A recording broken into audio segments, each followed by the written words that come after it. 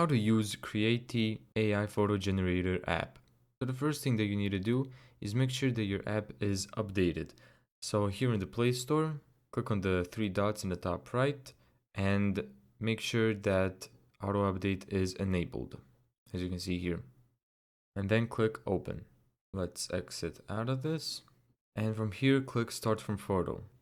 Now here you have a choice to take a selfie, or you can select a selfie that you have already taken.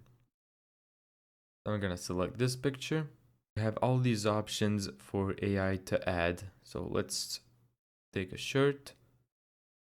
Let's generate this by clicking generate. And from here, if you click save, you're gonna save the picture.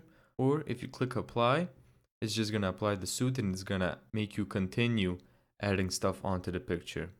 So let's go to the hairstyle. Let's add this hair right here. Click generate. And from here, I'm gonna click save. And now you have two options. Save preview, which basically saves the image with the watermarks that you can see here. Or you can click download with no watermark, but then you're gonna have to purchase the subscription. I'm just gonna click save preview. So here I'm in the gallery. This was before. And this is the after picture. Thank you so much for watching this video. If you found this tutorial helpful, make sure to give it a thumbs up and subscribe. And as always, see you in the next video.